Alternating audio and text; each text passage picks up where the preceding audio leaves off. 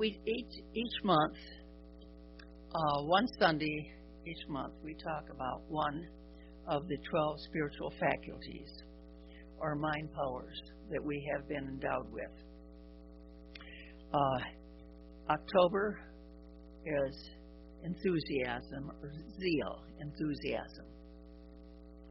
And I know that everyone received a little slip of paper. You don't need to get it out, but I'm not going to go over this. You have it. If you want to read it or take it home, that's fine. If you don't want it, that's okay too. You can just leave it in the pew. However,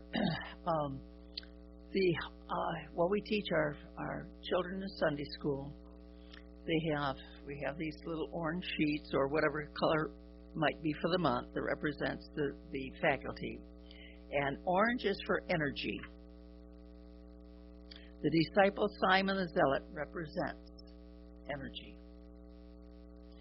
A winning rule, and we teach the children this. And so we're all children at heart, right? A winning rule is I am alive, alert, joyous, and enthusiastic about life.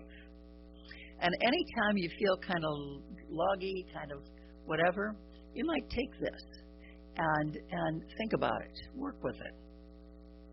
This was written by Charles Fillmore, I believe, when he was 92 years young, and he was still a mighty full of energy, God energy, enthusiasm, zeal.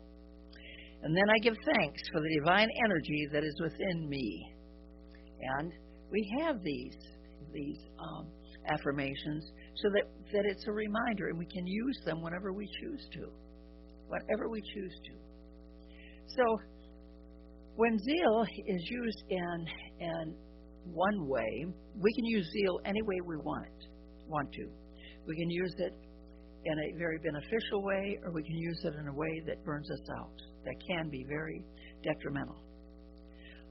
But when the zeal is used in one way, it can exhaust us. It can be we can hardly put one foot in front of the other. You don't have to answer me, but has anyone here ever had that experience? Where you go, go, and all of a sudden, you feel like you're going to fall on your face. You don't have any more zip to you. It's all gone. Okay? This is the incorrect way to express enthusiasm or zeal. It does not work. It only works to exhaust us, to make us, have us think that what in the world, and usually, I'll just throw this out, usually when we do that, when we get ourselves to that point where we're just go and go and go and go, without thought about, why am I doing this? Now, the conscious mind can give us all kinds of flimsy reasons. But when you really get down to think, why am I working like this? Why am I constantly doing this, whatever it might be, work, play, or whatever? It's usually because someone or someone's in our experience expects us to, encourages us that it's, not only do you have that to do, but when you get finished with that, you got this to do. When you finish with that, you got the other thing to do. Do you know what I'm talking about? You shake your head either yes or no. Okay.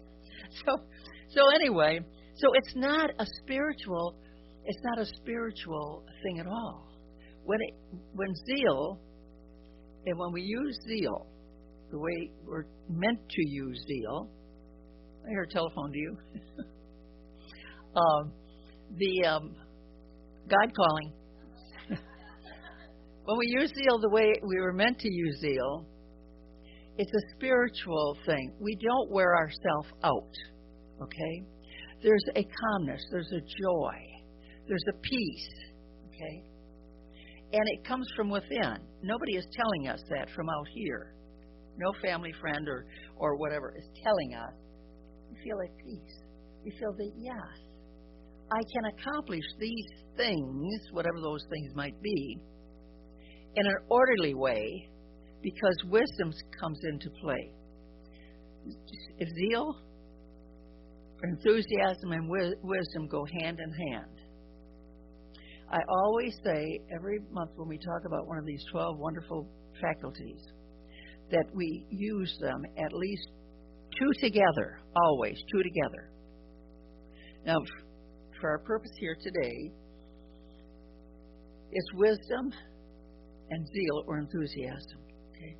Wisdom comes into play, and we do the wise thing with zeal. Okay?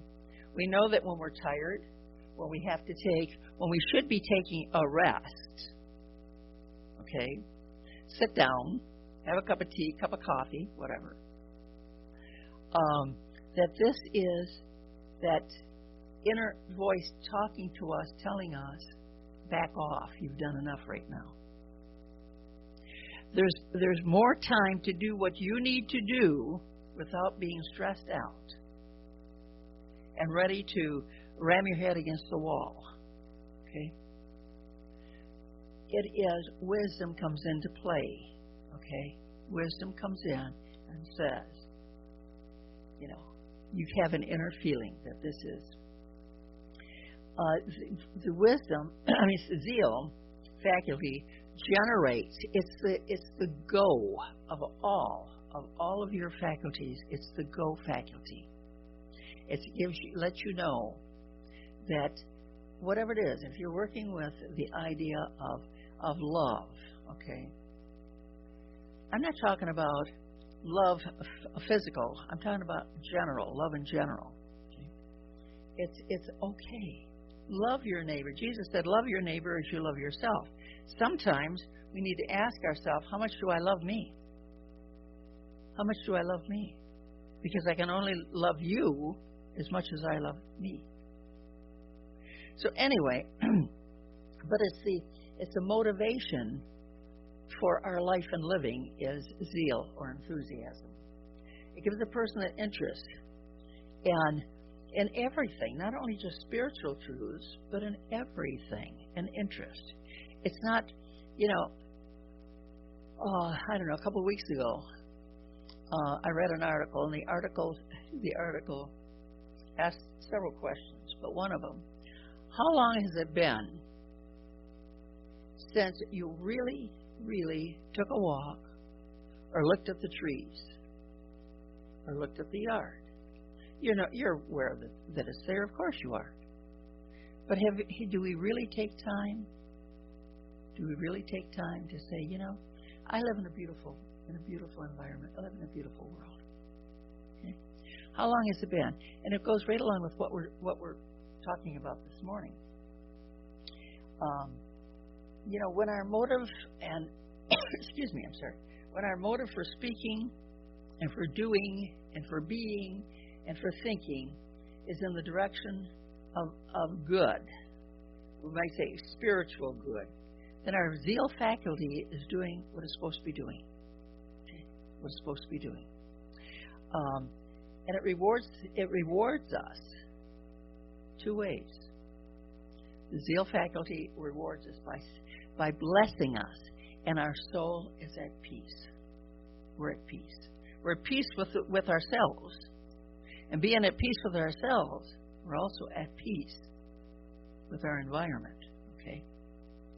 So maybe someone isn't doing what you think they should be doing, or acting the way you think they should be acting. When the zeal faculty is coupled with wisdom, you have enough sense to maybe, may I say, keep your mouth shut? Okay? That you don't say, hey, you're doing the wrong thing, whatever. You have, if you need to say something, you can say it with love. That's another spiritual faculty that comes in. Zeal, love, and wisdom. And ask for God to put the words in your mouth, to say what needs to be said by you. It happens. It does happen. Or I don't know where I'd be. Anyway, Charles Fillmore wrote, zeal is the spiritual impulse of existence. Its command is go forward. Go forward. Okay? The opposite of zeal is called looking back. If we know how futile it is to look back and continue to look back, we would drop it as quickly as possible. Because what does it do for us? If we can't continue to look back. Now, I'm not saying look back and say, I remember when it was so good. It was fun. It was whatever. But we look back with regret. We're afraid to move forward. We're in deep trouble. We're in deep trouble. Because the zeal faculty is always working in us for greater good, for us to experience more of God's good. There's a Bible story in Genesis. I think it's 19th chapter of Genesis. And it talks about Lot's wife. And what happens is there's two cities. These two cities are being destroyed. Sodom and Gomorrah. They're being destroyed. And Lot's wife, excuse me, she symbolizes in us our emotions, how we react to things emotionally. So they were told to leave, flee, leave this that no longer has anything for you. Okay? And she said, no. And the rest of the command, it was from God, speaking to her soul and to Lot's soul, saying, leave this. It no longer has anything good for you, so leave it. And don't look back. Don't look back. Well, interesting, because she decided to look back. And when she looked back, she turned to a pillar of salt, crystallized. Okay? Now, this is all, find this in Genesis. It's a story about, for each one of us, that zeal helps us to move forward out of any kind of situation, circumstance, whatever. Okay? Helps us to move forward to God's greater good. Now, when we decide that I'm going to continue to look in the past, look back, look in the past, we can't move forward. We cannot move forward. And then zeal has a tendency to keep us looking back there at what is no longer ours to do or to have or to experience. We've moved through that.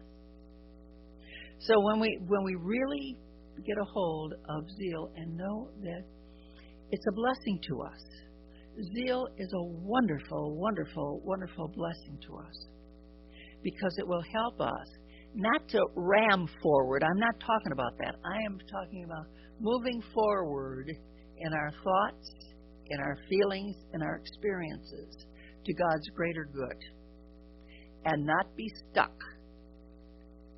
with just existing on what Bible also calls yesterday's manna, yesterday's food. It's spoiled. It's no longer there. There's something more that God has for us. And our whole existence, our whole life experience is a life experience whereby we go from one blessing to the next. And maybe we have messed up. Maybe we have made some poor choices. It's for experience. No big shakes.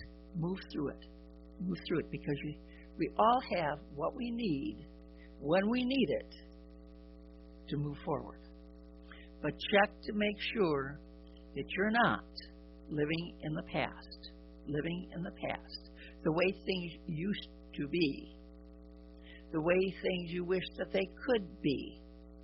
Well, wake up. They're not like that anymore. They're not like that anymore. And wishful thinking doesn't cut it. It just doesn't cut it. So we are created in such a wonderful way. We have 12 wonderful spiritual faculties that we work with and can help raise us and move us forward in order, in divine order, in God's order, in a spiritual way. So a couple of things here. If zeal can be used, can be exercised, can be applied in every area of our life, every area. In relationships, human relationships, healing, success in our work, in our raising a family, in every area of our life, zeal can be applied. Also, always remember that zeal and wisdom work together. 2 of the 12 spiritual faculties, they work together. If you work just with zeal and ram ahead and do things, you may find that your head is against a brick wall, and sometimes it hurts. When you use wisdom, Father, show me what is mine to do. Father, allow me to do only what is right and good for me to do. Okay? Father, help me to understand how I can relate to this person or situation or whatever it might be. Okay? Wisdom, zeal, enthusiasm work together, and possibly with love and some of the other faculties, but just for now, these 2. So it has to be. They have to be in balance. Excuse me. The old saying, "Fools rush in where angels fear to tread," carries a great truth message. Zeal expressed without the balance of wisdom often can best be described as foolish. I would say dumb, but anyway. Excuse me.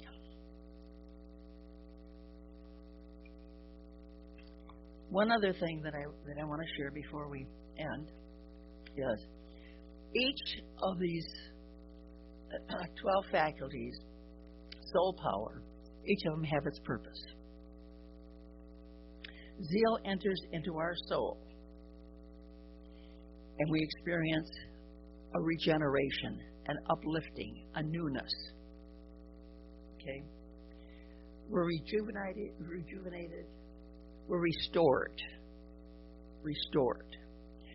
The scripture says, I will give to you the years that the locust has eaten. We are restored by this idea, this using the zeal faculty.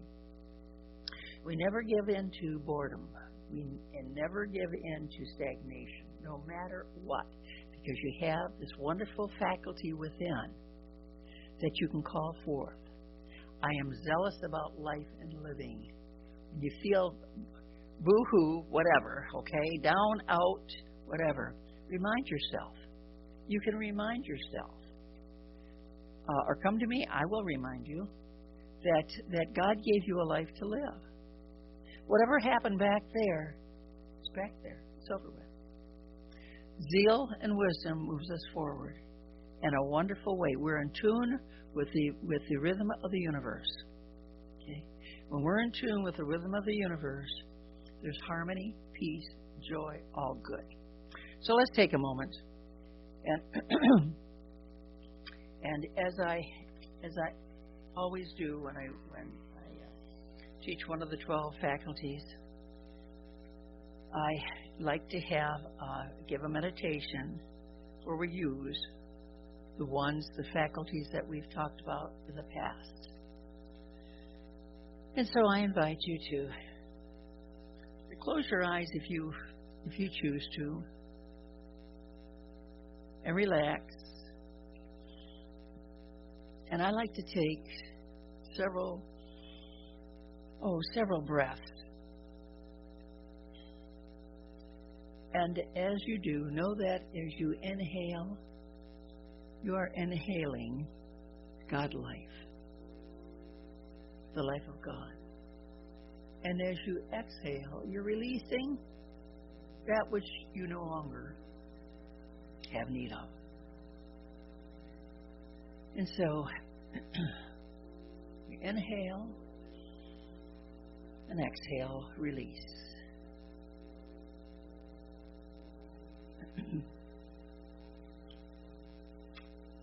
The Christ of God is awakened in me. And we bring our attention to the very crown of the head, very top of the head. And at the crown of the head, that represents, by Jesus, the Christ center. So the Christ of God is awakened in me. And then bring your attention gently down to the forehead, representing the conscious level of mind. The Christ of God is awakened in me.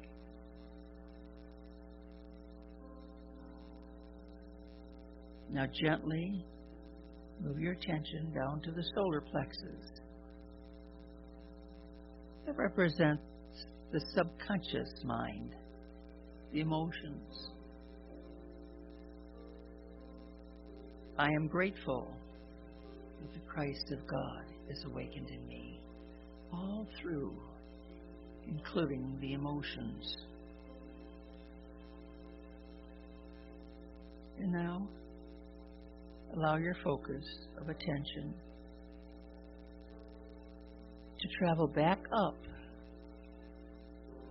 to the middle of your head, the faith center. The Christ faculty of faith is quickened in me. I have unquestioning faith in God the good. And just rest there for a moment. Faith.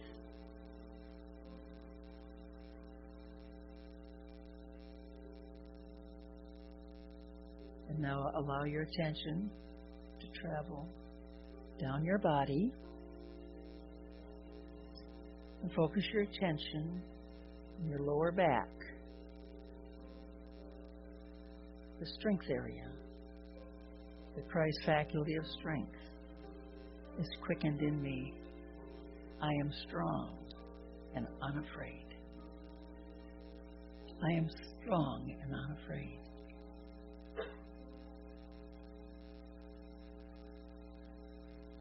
And now focus your attention again in the solar plexus. This is wisdom, the wisdom faculty, wisdom, divine wisdom. The Christ faculty of wisdom is quickened in me.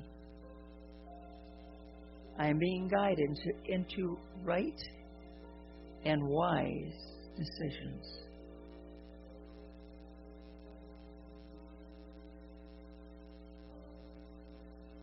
And then your focus of attention gently behind the heart, the love area.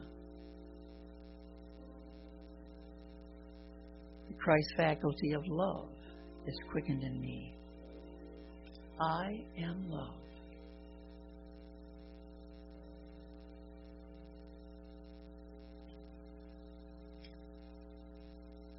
Now bring your attention upward through the body to the throat area, the root of the tongue. The root of the tongue. The Christ faculty of power is quickened in me. My thoughts and words vibrate with power.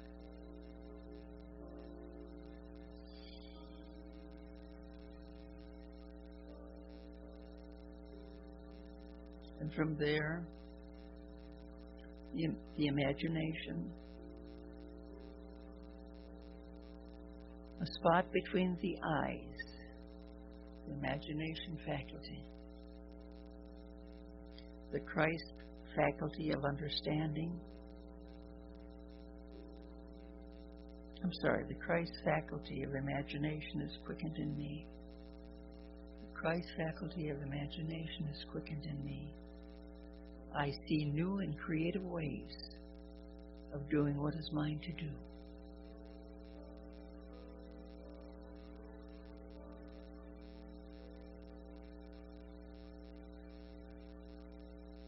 Now move the focus of your attention up slightly to the forehead. The Christ faculty of understanding is quickened in me. I see to the heart of things and know what to do.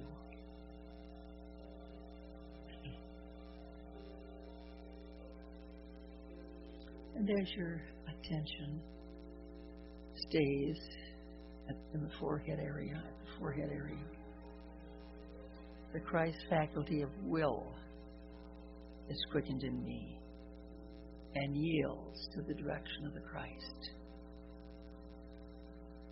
The Christ faculty of will is quickened in me and yields to the direction of the Christ.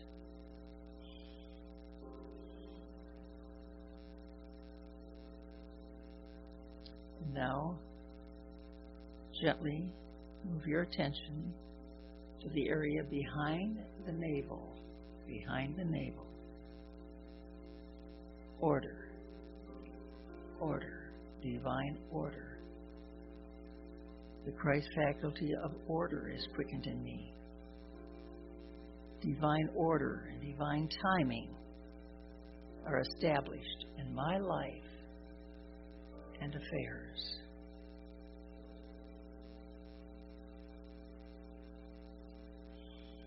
Now focus your attention to the back of the head,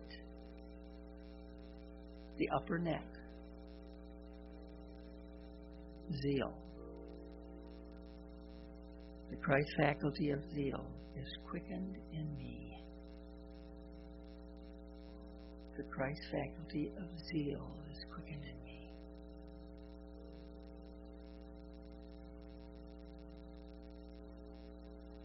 And Father, how grateful we are